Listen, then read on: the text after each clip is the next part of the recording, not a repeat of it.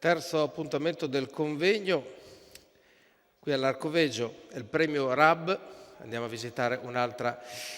isola dell'arcipelago in Croazia, questa isola RAB. Questo premio è 5.500 euro, il montepremi, sono femmine europee di 3 anni, non vincitrici di 1.000 euro in carriera, quindi femmine maiden, probabilmente, perché la cifra di 1.000 euro ovviamente è un dato che indica appunto che difficilmente questi cavalli sono arrivati almeno una volta al primo posto. Andiamo a vedere il campo partenti dopo che è stata sistemata il peso negli anteriori High-Tech Liberties, con Vincenzo Luongo che ha avuto un attimo di sosta ai box. E andiamo a conoscere con il numero 1 Ippi, interpretato da Davide D'Antoni al posto di Daniele De Muro, col 2 Isabella Glori Antonio Barbaro, col 3 Icona Francesco Virzì, col 4 Yaya Bro Marco Volpato, col 5 High-Tech Liberties Vincenzo Luongo, 6 Humalite Maurizio Cheli, seconda fila 7 Illicit Uch con Alessandro Gocciadoro, 8 Italia Indal e con 9 Alberto Garruti interpreta Isa dei Dalti, ritirato il numero 10 Ilaria Luis. I cavalli sono a metà della curva, si stanno allineando e al momento sembrano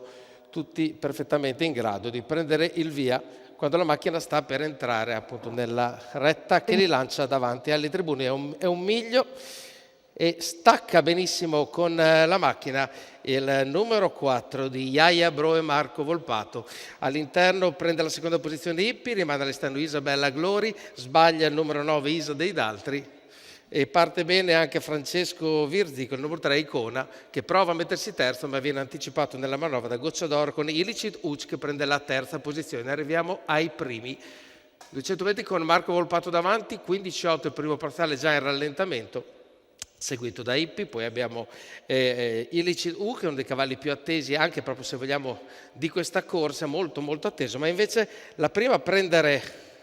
per il ruolo di protagonista High-Tech Liberties con Vincenzo Luongo, che si lancia con grande decisione quando siamo nella seconda curva verso quella che era la leader. A questo punto parliamo al passato perché non lo è più, perché davanti a tutti ci va il numero 5 High-Tech Liberties, un'azione molto decisa di Vincenzo Luongo, parziale di 31,8 per gli ultimi 400 metri, risolutivo per cambiare la testa della corsa. Quindi Vincenzo Luongo davanti a tutti con High-Tech Liberties al secondo il numero 4 di Yaya Bro, a destra rimane Icona in corda. Numero 8 Italia Indal squalificato. Illicit Uch, che a questo punto è quarto in corda, un po' chiuso e con grosse libertà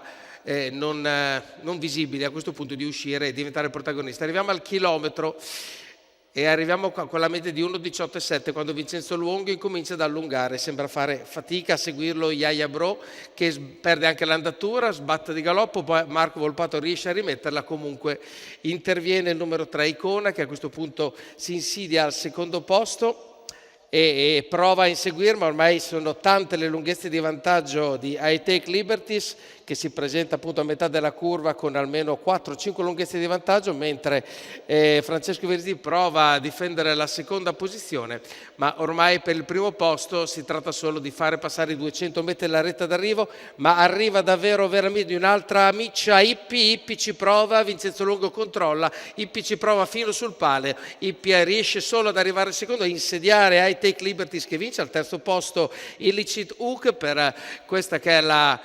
triade vincente, 1,17,6 al chilometro e abbiamo una chiusura in 37, quindi niente di particolare. Comunque vince con una certa